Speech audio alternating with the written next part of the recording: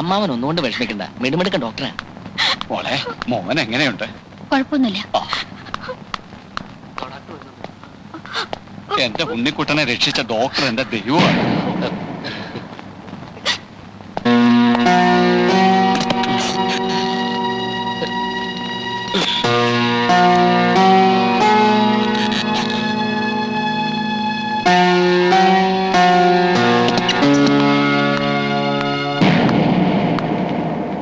നിങ്ങൾ ആരാണ്? എന്താ നാവിറങ്ങിപ്പോയോ? പറയണം, ആരാണ് നിങ്ങൾ? എനിക്ക് എന്തൊക്കെയാണ് സംഭവിച്ചതെന്ന് എനിക്കറിയില്ല. എനിക്കറിയാം, സംഭവിച്ചത് എന്താണെന്ന് എനിക്കറിയാം. നിങ്ങളൊരു ഡോക്ടർ അല്ല. കോന്നി ഹോസ്പിറ്റലിലെ നഴ്സിനെ ഒറ്റ വർഷം കൊണ്ട് ഡോക്ടറാക്കിയ കഥ കേട്ടപ്പോ തന്നെ എനിക്ക് സംശയം ഉണ്ടായിരുന്നു. ഇല്ലാത്ത മരുന്നിന്റെ പേരെഴുതിയത് എന്റെ അറിവില്ലായ്മയാണെന്ന് സൂചിപ്പിച്ചപ്പോഴും, ആ മരുന്നില്ലെങ്കിൽ അൾസറിനും വാദത്തിനും ഒക്കെ എനിക്കറിയാവുന്ന മരുന്നുകൾ കൊടുത്തോളൂ എന്ന് പറഞ്ഞപ്പോഴും ഞാൻ സംശയിച്ചിരുന്നു. നിർമ്മല എന്നെ തെറ്റിദ്ധരിക്കുകയാണ്. എന്റെ സഹായം കിട്ടാൻ വേണ്ടി പല രീതിയിൽ നിങ്ങൾ അഭിനയിച്ചു. ഞാനൊരു വീട്ടിൽ അടുത്തറിയും മുമ്പ് ഞാൻ നിങ്ങളോട് അടുത്തു. You are a cheat. Professionally and personally, you are a born criminal. പഠിച്ചകൊള്ളാം. ഈ തമ്മാടത്തിനൊരു കൂട്ടു നിൽക്കാൻ എന്നെ കിട്ടില്ല. എന്നോടിത് വേണ്ടായിരുന്നു. Good bye.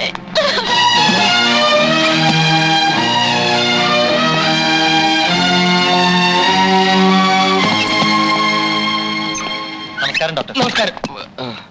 നമസ്കാരം സാർ. നമസ്കാരം. നമസ്കാരം sir. Good morning sir. Good morning doctor. Good morning sir. നമസ്കാരം സാർ. നമസ്കാരം ഡോക്ടർ.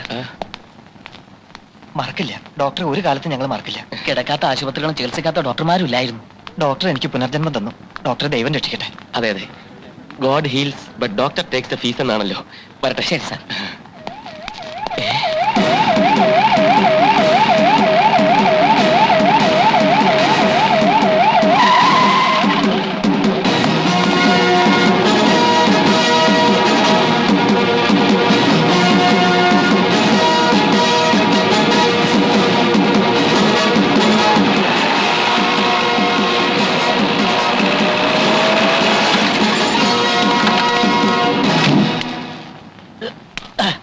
മന്ത്രി അദ്ദേഹം വന്നാട്ടെ, വന്നാട്ടെ, വന്നാട്ടെ.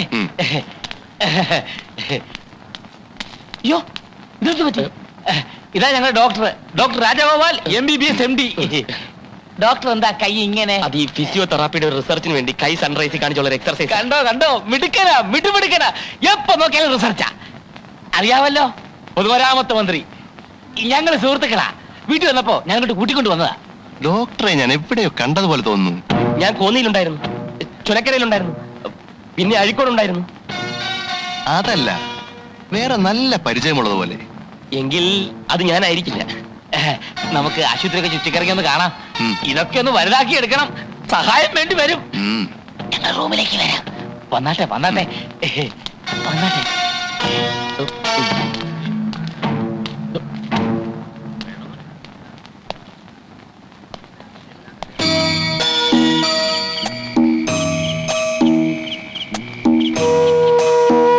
കഴിക്കുമോനെ, കഴിക്ക്, അല്ലെങ്കിൽ ചേച്ചിക്ക് ദേഷ്യം വരും. കഴിക്ക്. അമ്മ ഇത് കണ്ടോ? ഈ കുഞ്ഞുണ്ണി കഴിക്കുന്നില്ല. കഴിക്കുമോനെ. അമ്മയ്ക്കിനി കഞ്ഞി വേണോ? വേണ്ട, മോള് കഴിച്ചോ. ഞാൻ പിന്നെ കഴിച്ചോളാം.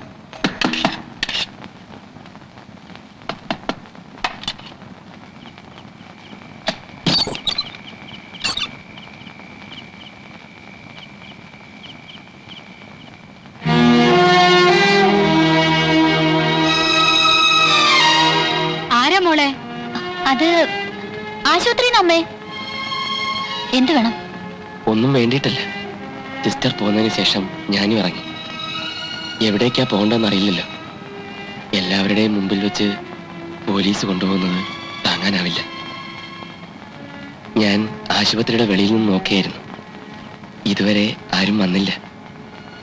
അത്രയെങ്കിലും കരുണ കാട്ടിയല്ലോ, നന്ദി. ഇത് പറയാനാണോ ഇപ്പൊ ഇങ്ങോട്ട് വന്നത്? അല്ല, നിർമ്മല ചോദിച്ച ചോദ്യത്തിന് നിർമ്മല തന്നെ ഉത്തരം കണ്ടെത്തിയല്ലോ. പഠിച്ച കള്ളൻ, ബോൺ ക്രിമിനൽ. ശരിയാണ്, ഒക്കെ ശരിയാണ്. എങ്കിൽ പിന്നെ വേറെ എന്ത് കാര്യം പറയാനാണ് ഈ രാത്രി ഇവിടെ വന്ന് ശല്യം ചെയ്യുന്നത്? ജീവിക്കാൻ മറ്റു വഴിയില്ലാതായപ്പോ ഈ തട്ടിപ്പ് ചെയ്തു പോയതാണെന്ന് ന്യായീകരിക്കാൻ വന്നതാണോ? അവനെ കണ്ടോ? എന്റെ കൂടെ പറഞ്ഞതാ.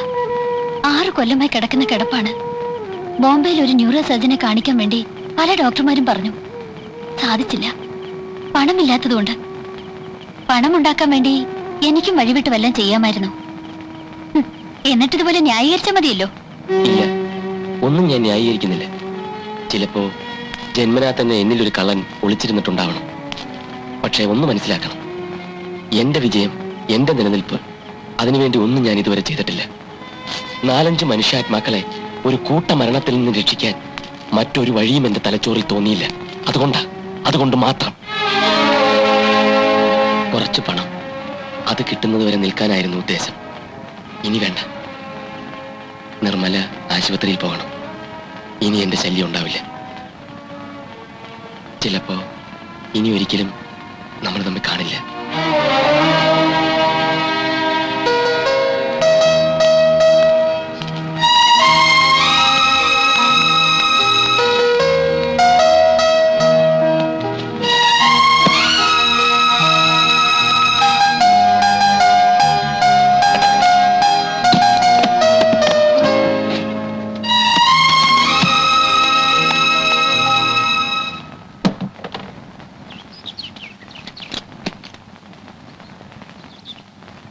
ഞാൻ പോവുക. വേണ്ട. ഞാനിത് അറിഞ്ഞില്ലായിരുന്നെങ്കിൽ ഇനിയും തുടരുമായിരുന്നില്ലേ? ഞാൻ കാരണം നിങ്ങളുടെ ആവശ്യങ്ങൾ നടക്കാതിരിക്കണ്ട. ഇല്ല, ഞാൻ തീരുമാനിച്ചു കഴിഞ്ഞു. എന്റെ കുറ്റങ്ങൾക്ക് നിർമ്മലയെ കൂടി ബലിയാടാക്കാൻ ഞാൻ ഉദ്ദേശിക്കുന്നില്ല. ആ പേടി എനിക്കില്ല. നിങ്ങൾ പിടിക്കപ്പെട്ടാൽ അത് നിങ്ങളുടെ വിധി. പിന്നെ നിങ്ങൾ പറയണം ഞാനും കൂട്ടുനിന്നെന്ന്. അപ്പൊ എന്നെ ശിക്ഷിക്കുമായിരിക്കും. ആ ശിക്ഷ കൂടി നിങ്ങൾ എനിക്ക് വാങ്ങിത്തരണം. അപ്പോഴേ നിങ്ങൾ നിങ്ങളാകും. എല്ലാം തുറന്നു പറഞ്ഞിട്ടും ഇത്തരം മുള്ളുവെച്ച വാക്കുകൾ വേണോ? ഞാൻ ചതിയനാണ്, അശേഷം സ്വഭാവശുദ്ധി ഇല്ലാത്തവനാണ്. പക്ഷേ നിർമ്മലയോടുള്ള എന്റെ ഇഷ്ടം, അതിൽ മാത്രം കാപട്യമില്ലായിരുന്നു എന്ന് വിശ്വസിക്കണം. എനിക്കൊന്നും കേൾക്കണ്ട. ആശുപത്രിയിൽ വരുന്നതും വരാത്തത് ഇനി നിങ്ങളുടെ ഇഷ്ടം. എന്റെ ഉത്തരവാദിത്തങ്ങൾ വർദ്ധിച്ചു എന്ന് മാത്രം. ഒരപേക്ഷയുണ്ട്. തിരിച്ചറിവില്ലാതെ ഓരോ രോഗങ്ങളുമായി വരുന്ന പാവങ്ങളെ ചികിത്സിച്ച് കൊല്ലരുത്. ഒന്നെങ്കിൽ മറ്റെവിടേക്കെങ്കിലും റെഫർ ചെയ്യുക, അല്ലെങ്കിൽ എന്നെ അറിയിക്കുക. നാഥനില്ലാത്ത കുടുംബങ്ങളുടെ അവസ്ഥ എനിക്ക് മനസ്സിലാകും. അതുകൊണ്ട് മാത്രം.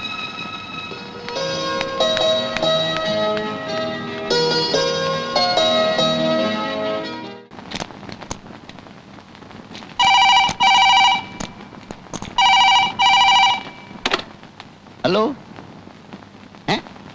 മൃഗാശുപത്രിയാ? ഇത് ഭ്രാന്താശുപത്രിയാ? ശരിക്കുള്ള നമ്പർ ഡയൽ ചെയ്യടോ.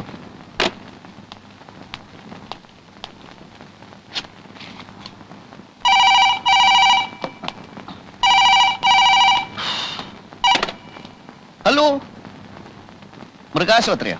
അതെ, മൃഗാശുപത്രിയാണ്. എന്ത് വേണം? ഞാൻ ആരാണെന്നോ?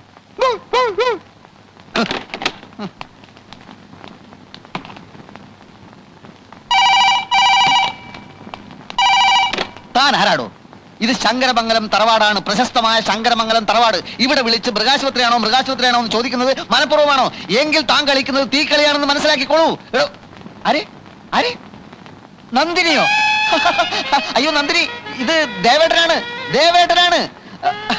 അതെ, ഇപ്പൊ 2 തവണ മൃഗാശുപത്രിയാണോ എന്ന് ചോദിച്ചുകൊണ്ട് ഫോൺ വന്നു. സോറി. ഇല്ല, അച്ഛനമ്മ ഇവിടെ ഇല്ല. എന്ത് വിശേഷമാണേലും എന്നോട് പറഞ്ഞോളൂ. പിന്നെ നമ്മുടെ ആശുപത്രി ഞാൻ ഗംഭീരമായി നടത്തിക്കൊണ്ടിരിക്കുകയാണ്. ആ ഊമക്കത്ത് അത് വെറും നുണയാണ് കേട്ടോ. എന്ത്? അടുത്ത ആഴ്ച വരികയാണെന്നോ? Very good. അടുത്ത ആഴ്ച എന്ന് വെച്ചാൽ ബുധനാഴ്ചയോ വെള്ളിയാഴ്ചയോ? ഹലോ,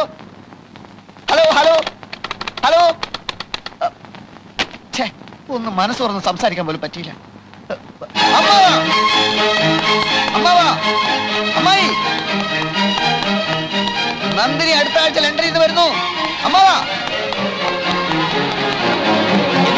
ഇപ്പൊ ഫോൺ വന്നു. നന്ദിനി അടുത്ത ആഴ്ച പുറപ്പെടുവത്രേ. കൂടുതൽ സംസാരിക്കാൻ ഞാൻ ശ്രമിച്ചു, അപ്പോഴേക്കും ഫോൺ കട്ടായി പോയി. ഞാൻ മുറി ചെന്നിരിക്കാം. വീണ്ടും ഫോൺ വന്നെങ്കിലോ?